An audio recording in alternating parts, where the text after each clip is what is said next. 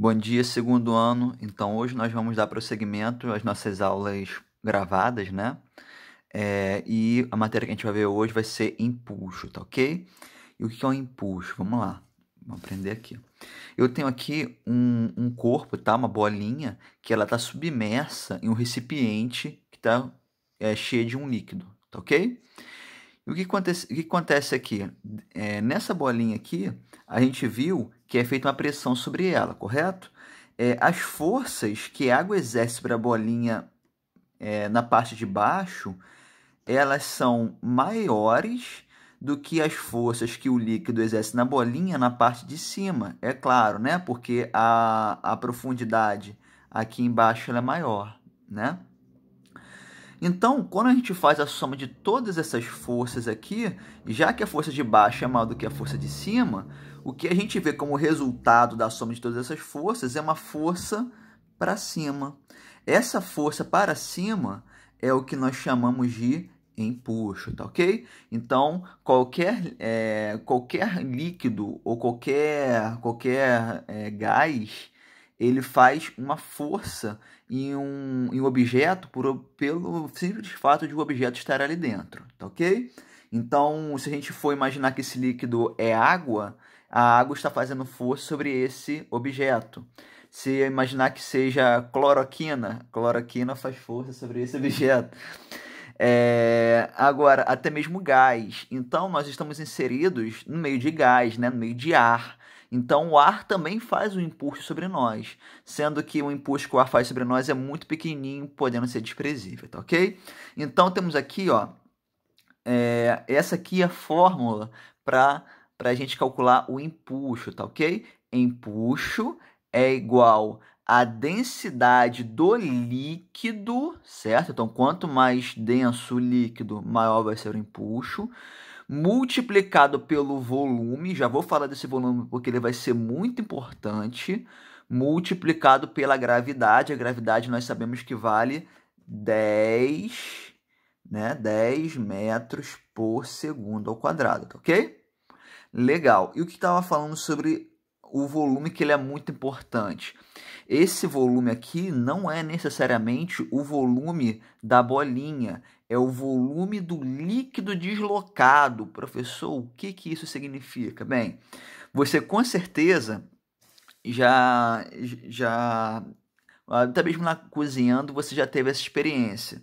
Você tem um recipiente cheio de água e você coloca alguma coisa lá dentro. O que acontece com o nível da água? O nível da água ele sobe. Esse tanto de nível de água que subiu é o que nós chamamos de volume deslocado, tá?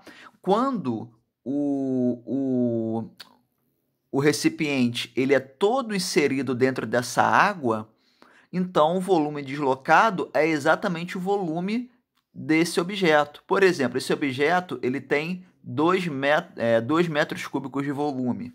Se ele for inserido totalmente aqui dentro, então o volume de água que esse objeto deslocou é o mesmo volume dele, que seria também de 2 metros. Um minutinho. Opa. Pausa aí, rapaz. 2 metros cúbicos, correto? Legal. Então, esse é o volume deslocado, que nesse caso também é igual ao volume do objeto, tá? Mas aqui nesse outro exemplo, eu coloquei esse mesmo objeto, ele agora está só na metade aqui do nosso fluido. Então, ele só está deslocando a metade do fluido. Nesse caso, ele não está deslocando mais os 2 metros cúbicos, ele está deslocando apenas um metro cúbico, tá ok? Então, tem que prestar muita atenção nisso, tá? Sempre quando você for fazer suas contas, tem que olhar aqui para esse volume, não como volume da bolinha, do objeto. Tem que olhar como volume deslocado, tá? No caso, um volume aqui, um objeto de volume de 2 metros cúbicos, ele pode muito bem ter um volume de 2 metros, volume deslocado, pode muito bem deslocar um volume de 2 metros cúbicos, como pode deslocar também um volume de 1 metro cúbico ou qualquer outro volume, dependendo de quanto de bolinha que você vai colocar dentro do líquido, tá ok? Legal. É uma coisa que eu não falei, que eu acho legal, esse impulso, né? A gente vê ele bastante vezes, né? Quando você vai na praia, por exemplo, e coloca e tenta submergir uma bola. O que acontece com a bola? Ela sobe, né? Ela ganha uma força para cima. Essa força é um empuxo, tá? Legal. Isso acontece, claro, porque você multiplica lá a densidade, né, da água com o volume que a bola deslocou com a gravidade. Você acha o impulso. É importante dizer, você percebe que quanto mais você afunda a bola, né, se você, por exemplo, afunda a bola só metade dela, então o empuxo vai ter um valor. Se você afundar a bola totalmente, você vai ver que esse empuxo vai aumentar, né? Porque ele deslocou mais volume, então o empuxo tem que ser maior, ok? Beleza, vamos lá agora. O que acontece com o empuxo, né? Quando se trata de um líquido, ou melhor, de vários líquidos, né? Com densidades diferentes, tudo no mesmo recipiente, tá ok? Então aqui temos 3 líquidos. O líquido com densidade 1, com densidade 2 e com densidade 3. O que acontece nesse caso? Bem, a bolinha está aqui. Parte da bolinha ela está inserida no líquido de densidade 1, parte no líquido de densidade 2 e parte no líquido de densidade 3. Nesse caso, o que a gente vai fazer para calcular o empuxo é simples. É só pegar a fórmula é densidade do líquido deslocado multiplicado pelo volume multiplicado pela gravidade, não é isso? Só que a gente vai fazer um desse daqui para cada um dos líquidos. Então, vou fazer esse aqui para o líquido 1, que seria líquido de densidade D1. Então, vou colocar aqui D1. E no líquido de densidade 1, o volume da bola é esse volume aqui que está nesse líquido, né? V1. Tá aqui, ó. E somar com agora o líquido 2 aqui. Como é que eu vou fazer? Eu vou fazer a mesma coisa, dVg. Só que agora é para o líquido de densidade 2. E no líquido de densidade 2, o volume da bolinha é esse volume aqui, ó, que está inserido. É o volume V2. E vocês devem imaginar a mesma coisa para a parte 3, né? Para a terceira parte aqui da bolinha. A última parte está inserido esse volume da bolinha no líquido de densidade 3. Então, vai ficar D3, V3 vezes G. Certo? Então, é assim que vai ficar. E aí você pode expandir isso para quantos líquidos forem, tá? Nunca vai mudar isso aí. Se forem líquidos, por exemplo, 4 líquidos, o que você vai fazer é somar mais a parcela do quarto líquido, né? Só isso que vai acontecer. Então, o que acontece aqui? Condições de flutuação. Então, 3 coisas podem acontecer quando você coloca o corpo num recipiente com um líquido, né? Esse corpo ele pode subir, ele pode descer, afundar, né? Ou ele pode continuar parado no lugar onde você o deixou. Então, eu coloquei aqui, ó, essa bolinha e ela aqui no meio do líquido, tá? Ela tem essas 3 possibilidades. Tem o primeiro caso em que ela pode subir, o segundo que ela desce, o segundo que ela permanece parada. Então, o que tem que acontecer para ela subir? Bem, aí vamos entrar lá no conceito de forças que a gente viu lá no primeiro ano. Tem duas forças sendo feitas sobre essa bolinha. Tem o peso que é para baixo e tem o empuxo que é para cima. Certo? Então, para essa bolinha subir, o que tem que acontecer é que a força empuxo, que é para cima, tem que ser maior do que a força peso, que é para baixo. Então, nesse caso, o empuxo é maior do que a força peso, ok? Isso acontece quando a densidade da bolinha, densidade do corpo, vou chamar de DC, ela é menor do que a densidade do líquido. E isso aqui vai muito de encontro com o que a gente viu até agora, né? O corpo que tem menor densidade, ele sobe, e o que tem maior densidade, ele desce, né? Então, para essa bolinha subir, a densidade dela tem que ser maior, tá ok? Beleza, segundo caso, o caso em que o corpo desce. Ora, para o corpo descer, o peso dele tem que ser maior do que a força empuxo. Então, peso tem que ser maior do que o empuxo, tá ok? E em que caso que isso acontece? Ora, quando a densidade da bolinha, densidade de C, né, do corpo, tem que ser maior do que a densidade do líquido, né? Agora como o corpo ele tem uma densidade maior, então ele tem que descer, certo?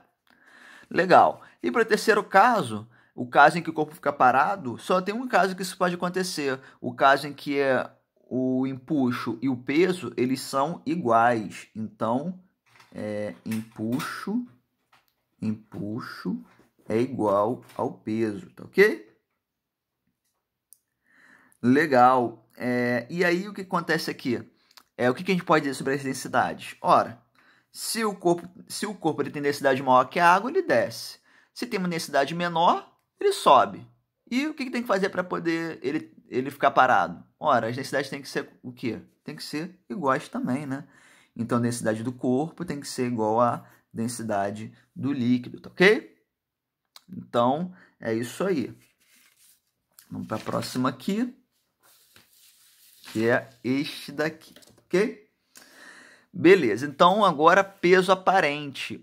Peso aparente, você com certeza já deve ter percebido que quando você está na piscina ou na praia, quando você tem corpos submersos, você consegue levantá-los com mais facilidade, correto? Às vezes um peso de 100 quilos que você não conseguiria levantar normalmente, você consegue levantar se estiver dentro da água, não é? Isso acontece por causa desse cara, por causa do peso aparente. Como é que se calcula o peso aparente? É muito simples. Só você pegar o peso do corpo e subtrair pelo empuxo. Você acha esse peso aparente, tá ok? Legal. Eu coloquei aqui, separei 2 exercícios do nosso livro, tá? Eu não escrevi aqui, porque é só você olhar lá no nosso livro, página 38, número 30, e o número 31 também. Vamos fazer junto aqui para poder exercitar esses conceitos que a gente viu agora, tá? Então, vamos lá. A primeira, a número 30, ela é só conceitual. Então, vamos lá. É assim, ó. Um submarino consegue submergir, enchendo de água, tanques especiais destinados a esse fim. Os mesmos compartimentos são esvaziados através de bombas muito potentes, quando o submarino deve voltar à superfície. Considerando constantes as densidades da água do mar, responda às seguintes perguntas e justifique suas respostas. Então, a primeira pergunta é assim: pode o submarino flutuar sendo constituído de materiais mais densos do que a água? Bem, então vamos lá. O que tem que acontecer para esse submarino aqui que está aqui embaixo d'água, né, ele conseguir voltar para cima? A questão disse que esse navio ele faz essa jogada de ir para cima e para baixo, né, subir ou descer, através de tanques de água que fica dentro aqui do navio, do submarino, ok? Então o que acontece? Quando ele quer descer, ele vai ter que encher isso aqui de água. E quando ele quer subir, é só esvaziar, tá? Então, para poder... Ele está aqui cheio. Para poder ele descer, para ele subir, o que ele vai ter que fazer? Ele vai ter que jogar essa água aqui fora.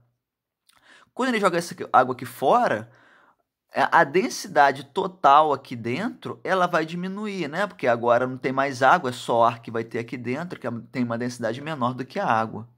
Então, todo o peso que está aqui, todo o peso deslocado... Espera um minutinho. Então, imagine só. O empuxo que esse navio vai fazer, vai acontecer o que com ele? Ora, o empuxo é para cima. E a fórmula do empuxo é a densidade do líquido deslocado multiplicado pelo volume do líquido deslocado multiplicado pela gravidade. A gravidade não mudou. O volume desse submarino continua o mesmo, né? O volume deslocado, o volume que ele desloca aqui vai ser o mesmo. E a densidade do líquido também não mudou. Então, o empuxo continua igual, certo? Mas o que acontece com o peso desse submarino quando ele joga essa água fora? Ora, o peso ele vai diminuir. Então, o empuxo, nesse caso agora, ele vai ser maior do que o peso. Então, quando a força para cima é maior do que a força para baixo, esse corpo ele vai subir, correto? Então, é isso que acontece para o navio ele conseguir subir, tá ok? Legal. Letra B.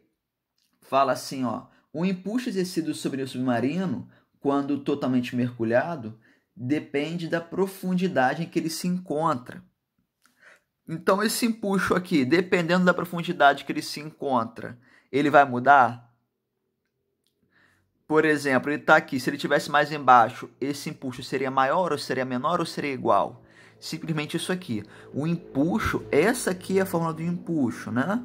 É a densidade do líquido, que no caso vai ser a mesma, não importa a região no espaço onde esse submarino estará, a densidade do líquido não vai mudar. Multiplicado pelo volume do líquido deslocado, né? Volume do líquido deslocado.